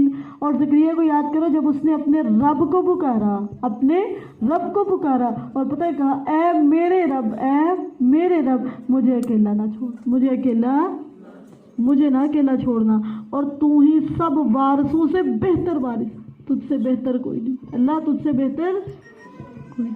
یہ اللہ کا تعارف کتنا پیارا کرواتے ہیں، اللہ سے بدزن تو نہیں ہوتے، اللہ سے بدزن ہے، اللہ سے ہمیشہ پر امید اور ہمیشہ حسن زن رکھتے ہیں، اور اللہ جب بھی دعا کرتے ہیں اللہ کی اتنی ڈھیر ساری تعریفیں کرتے ہیں کہ اللہ تجھ جیسا کوئی نہیں، تجھ سے بہتر کوئی بھی نہیں، تو سب سے بہتر ہے۔ اللہ کو اتنے پیار سے اور اتنی تعریفوں کے ساتھ پکارتے ہیں۔ پھر کیا تھا؟ فَاسْتَجَبْنَا لَهُ وَوَهَبْنَا لَهُ يَحْيَىٰ وَأَصْلَحْنَا لَهُ زَوْجَهُ، تو ہم نے اس کی دعا کو قبول کر لیا، کیا کیا؟ اور اسے یحییٰ عطا کیا۔ کیسے؟ یحییٰ عطا کیا، خود نام رکھ کے دیا، اور اس کی بیوی کو اس کے لیے درست کر دیا۔ بیمار تھی نا، شروع سے بانجھ تھی، تو اللہ نے اس دعا کے ساتھ ساری بیماری کو ختم کر دیا اور بیوی میں درستگی پیدا کر دی، اس کی بیماریوں کو ختم کر دیا۔ کیوں؟ وجہ پتہ کیا تھی؟ یہ دعائیں پتہ کیوں قبول ہو رہی ہیں؟ اللہ نے 3 سبب بتائے، ان دعاؤں کی قبولیت کے 3 اسباب ہیں۔ إنهم كانوا يسارعون في الخيرات ويدعوننا رغبا ورهبا وكانوا لنا خاشعين، بے شک وہ نیکیوں میں بہت جلدی کرتے تھے، اس لیے ان کی دعائیں قبول کی گئی۔ نیکیاں بہت جلدی کرتے تھے، گناہ بڑی مشکل سے ہوتے تھے، گناہ ہوتے کوئی نہیں، بڑی مشکل سے، گناہوں میں گڈھا لگ جاتا، گناہ نہیں ہوتے، لیکن نیکیاں ایسے جلدی نیکیوں میں سپیڈ تھی، نیکیوں میں مہارت تھی، ٹھیک ہے، نیکیوں میں نا یہ عادی تھے، جلدی نیکیاں کر لی، ان کے لیے نیکیاں کرنا مشکل نہیں تھا۔ انہم کانوا یسارعون فی الخیرات، نیکیوں میں تاخیر نہیں، نیکیوں میں جلدی، ٹھیک ہے، بے شک وہ نیکیوں میں بہت جلدی کرتے تھے۔ دوسری خوبی پتہ کیا ہے؟ وَيَدْعُونَنَا رَغَبًا وَرَهَبًا، ہمیں رغبت یعنی شوق کے ساتھ اور خوف کے ساتھ پکارتے تھے۔ اللہ کو پکارنے کا شوق بھی رکھے اور خوف بھی رکھے، شوق سے پکارے اور خوف سے پکارے، ٹھیک ہے۔ اللہ سے مانگنے کا ایک آپ کو شوق ہونا چاہیے، اور دوسرا کیا ہے؟ خوف بھی اللہ کے ڈر میں رکھے، خوف کے ساتھ اللہ سے مانگے۔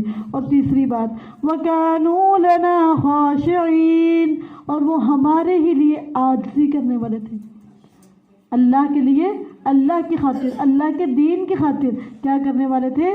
عاجزی کرنے والے تھے۔ اللہ کے لیے لوگوں کی باتیں سہ لیتے تھے، اللہ کی خاطر مذاق سہ لیتے تھے، اللہ کی خاطر لوگوں کے سامنے جھک جایا کرتے تھے، لوگوں کو منا لیا کرتے تھے، راضی کر لیا کرتے تھے، لوگوں کے گھروں میں جا کے پیغام دیا کرتے تھے، اللہ کی خاطر عاجزی کرنے والے تھے، اللہ کی خاطر انکساری کرنے والے تھے۔ یہ 3 وجوہات ہیں جن کی بنا پہ دعائیں قبول ہوتی ہیں۔ ان 3 صفات کو اپنائیں اور اپنی دعائیں قبول کروائیں۔ والتي أحسنت فرجها فنفخنا فيها من روحنا وجعلناها وابنها آية للعالمين۔ پیچھے سارے مردوں کا تذکرہ تھا، اب ایک عورت کی بات کی گئی، اور اس عورت کو جس نے اپنی شرمگاہ کو محفوظ رکھا، جس نے اپنی شرمگاہ کو، اس عورت کی صفت کیا تھی؟ اس نے اپنی سیکیورٹی کی تھی، اپنا تحفظ کیا ہوا تھا، اپنے جسم کا خیال رکھا ہوا تھا۔ رسول اللہ صلی اللہ علیہ وسلم نے فرمایا جو عورت 4 کام کرے وہ جنت کے جس دروازے سے چاہے داخل ہوتی، جس دروازے سے چاہے۔ 5 وقت نماز پڑھے، صرف رمضان کے روزے رکھے، اور اپنے شوہر کی اطاعت کرے، اور چوتھا کام اپنے جسم کی حفاظت کرے، اپنا بال بھی کسی کو دیکھنے نہ دے، اپنے بال کی حفاظت کرے، غیر محرموں سے بچ کے رکھے، اپنے آپ کو، اپنے جسم کو غیر محرموں سے بچا کے رکھے۔ یہ عورت جنت کے جس دروازے سے چاہے داخل ہو، اس کے لیے جنت کے 8 دروازے کھلے ہیں۔ اور یہاں پہ مریم کو چنا نا، تو وجہ پتہ کیا ہے؟ اور اس عورت کو جس نے اپنی شرمگاہ کی حفاظت کی، اپنی عزت اور عصمت کی حفاظت کی، ساری زندگی اپنی عزت اور عصمت کی حفاظت کی، تو ہم نے اس میں اپنے روح سے پھونکا اور اسے اور اس کے بیٹے کو جہانوں کے لیے عظیم نشانی بنا دی۔ کیوں؟ ماں کا کردار بڑا پاک تھا، ماں پاکیزہ تھی، ماں صاف ستھری تھی، ماں اللہ کی حدود کا خیال رکھنے والی تھی، اپنی عزت اور عصمت کی حفاظت کرنے والی تھی، اس لیے اللہ نے چنا، اس وجہ سے اللہ نے چنا۔ آج آپ بھی یہ کام کریں گے، اللہ آپ کو بھی چنے گا۔ آپ چنے جانے کی وجہ کیا تھی؟ وہ اپنی عزت اور عصمت کی حفاظت کرتے تھے، وہ کام آپ کر لیں، اللہ آپ کو بھی چن لے گا۔ بے شک یہ ہے تمہاری امت جو ایک ہی امت ہے اور میں ہی تمہارا رب ہوں، سو میری عبادت کرو۔ یہ تمام انبیاء کی زندگی کا خلاصہ ہے۔ اللہ کے ہو جاؤ اور غیر اللہ کو چھوڑ دو، صرف اللہ کے ہو جاؤ، توحید کو پکڑ لو اور شرک سے نفرت کرو، اس سے بھاگ جاؤ، شرک کو چھوڑ دو۔ اور وہ اپنے معاملے میں آپس میں ٹکڑے ٹکڑے ہو گئے، سب ہماری ہی طرف لوٹنے والے ہیں۔ بس جو شخص کچھ نیک اعمال کرے اور وہ مومن ہو تو اس کی کوشش کی کوئی نہ قدری نہیں ہوگی، اس کی کوششوں کی قدر کی جائے گی، رزلٹ کی نہیں، کامیابی اور ناکامی کی نہیں، اس کی کوششوں کی قدر کی جائے گی۔ کوشش کرنا نہ چھوڑے، انت تک محنت کرے، انت تک کوشش کرے اللہ کو پانے کی، اس کے راستے پر چلنے کی کوشش کرتے رہے، اسٹرگل کرتے رہے، اللہ کے دین کو سیکھنے کی ہمت نہ ہارے، کوشش نہ چھوڑے، کوشش کرتے رہے، میں نے سیکھتے رہنا، سیکھتے رہنا، نہیں آتا پھر بھی سیکھوں گی، نہیں آتا پھر بھی سیکھوں گی، پھر نہیں آتا پھر بھی سیکھوں گی، اور میں نے سیکھ کے سیکھتے ہی رہنا۔ اسی راستے پر موت ہو سکتی ہے لیکن میں یہ راستہ چھوڑ نہیں سکتی۔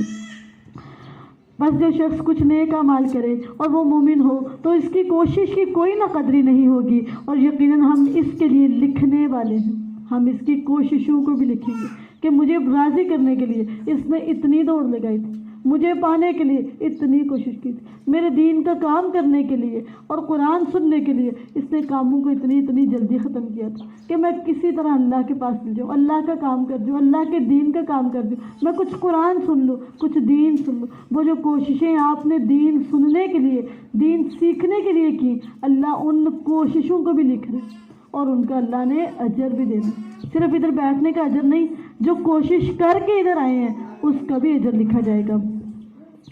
اور لازم ہے اس بستی پر جسے ہم ہلاک کر دیں کہ وہ واپس نہیں لوٹیں گی، یہاں تک کہ جب یاجوج اور ماجوج کھول دیے جائیں گے اور یاجوج اور ماجوج ہر اونچی جگہ سے دوڑتے ہوئے آئیں گے، اور سچا وعدہ بالکل قریب آ جائے گا، یعنی قیامت کے بالکل قریب یہ یاجوج اور ماجوج کھول دیے جائیں گے، تو اچانک یہ ہوگا کہ ان لوگوں کی آنکھیں کھلی کی کھلی رہ جائیں گی جنہوں نے کفر کیا، اور کہیں گے ہائے ہماری بربادی، بے شک ہم اس قیامت سے غفلت میں تھے، بلکہ ہم ظلم کرنے والے تھے۔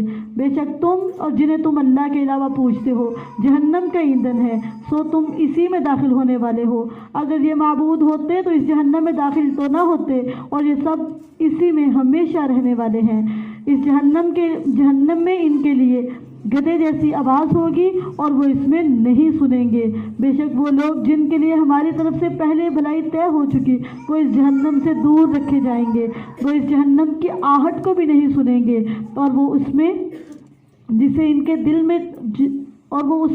ان کے دل چاہیں گے ہمیشہ رہنے والے ہیں۔ انہیں سب سے بڑی گھبراہٹ غمگین نہ کرے گی، اور انہیں آگے سے لینے کے لیے فرشتے آئیں گے۔ یہ ہے تمہارا وہ دن جس کا تم سے وعدہ کیا جاتا ہے، جس دن ہم آسمان کو کاتب کے کتابوں کو لپیٹنے کی طرح لپیٹ دیں گے، جیسے کاتب ایسے کتابوں کو فولڈ کرتا ہے نا، اپنے کاغذوں کو لپیٹتا ہے، ایسے قیامت کے دن آسمان کو لپیٹ دیا جائے گا۔ جس طرح ہم نے پہلی پیدائش کی ابتدا کی، اسی طرح ہم اسے لوٹائیں گے، یہ ہمارے ذمہ وعدہ ہے، یقیناً ہم ہمیشہ پورا کرنے والے ہیں۔ اور بلا شبہ یقیناً ہم نے زبور میں نصیحت کے بعد لکھ دیا کہ یہ زمین اور اس کے وارث میرے صالح بندوں میں سے ہوں گے۔ اس زمین کے وارث کون ہوں گے؟ جو صالح ہوں گے، نیکوکار۔ آج ہم یہ پارہ کیوں پڑھ رہے ہیں؟ اللہ ہمیں صالح بنا دے، جو صالح بنے گا اللہ اس کو اس زمین میں اقتدار دیں گے، اللہ اس کو اس زمین میں اقتدار دیں گے، جو صالح ہوگا، جو نیک ہوگا۔ تو صالح بننا ہے اور صالحین کی صحبت میں انشاءاللہ رہنا ہے۔ بلا شبہ اس میں ان لوگوں کے لیے یقیناً عظیم پیغام ہے جو عبادت کرنے والے ہیں، اور ہم نے تجھے نہیں بھیجا مگر جہانوں پر رحم کرتے ہوئے۔ یہ جہانوں پر اللہ نے رحمت کی کہ محمد رسول اللہ صلی اللہ علیہ وسلم کو بھیجا، یہ پوری دنیا پر اللہ نے رحمت کی ہے نبی صلی اللہ علیہ وسلم کو بھیج کر۔ اگر آج نبی صلی اللہ علیہ وسلم کا یہ پیغام موجود نہ ہوتا، نبی صلی اللہ علیہ وسلم کی شخصیت موجود نہ ہوتی، دنیا کس کنارے پر کھڑی ہوتی؟ یہ آج قرآن ہے نا، یہ نہ ہوتا، احادیث نہ ہوتی تو دیکھنا انسانوں کا حال کیا ہونا۔ انسان نہیں بلکہ حیوانیت ہونی تھی، انسانیت نہیں ہونی تھی۔ یہ قرآن نے بتایا اور اسلام نے راستہ بتایا کہ یہ ہے دین کا راستہ، یہ اسلام کا راستہ ہے۔ اور ہم نے تجھے نہیں بھیجا مگر جہانوں پر رحم کرتے ہوئے۔ کہہ دے انما یوحی الی انما الہکم الہ واحد فہل انتم مسلمون۔ کہہ دے میری طرف یہی وحی کی جاتی ہے کہ تمہارا معبود صرف ایک معبود ہے، تو کیا تم فرما برداری کرنے والے ہو؟ کوشچن کیا جا رہا ہے، کیا تم فرما برداری کرنے والے ہو؟ معبود تو ایک ہی، الہ تو ایک ہی، پھر کیا اس کی فرما برداری کرنے والے ہو؟ تو دعا کرنی چاہیے اللہم اجعلنا مسلمین لک، اللہ ہمیں اپنا فرما بردار بنا، ومن ذریتنا امۃ مسلمۃ لک، اور ہماری نسلوں میں سے ایک امت تیری فرما بردار بنے۔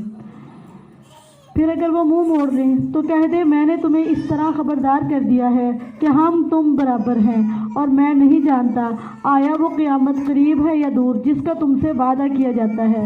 بے شک وہ بلند آواز سے کی ہوئی بات کو جانتا ہے، اور وہ بھی جانتا ہے جو تم چھپاتے ہو، اور میں نہیں جانتا شاید یہ تمہارے لیے ایک آزمائش ہو اور ایک وقت تک کچھ فائدہ اٹھانا ہو۔ قال رب احکم بالحق وربنا الرحمن المستعان على ما تصفون۔ اس نے کہا اے میرے رب حق کے ساتھ فیصلہ فرما، اور ہمارا رب ہی وہ بے حد مہربان ہے جس سے ان باتوں پر مدد طلب کی جاتی ہے جو تم بیان کرتے ہو۔ تو الحمدللہ سورہ انبیاء بھی کمپلیٹ ہو گئی ہے، اور الحمدللہ نصف بھی ہو گیا، الحمدللہ۔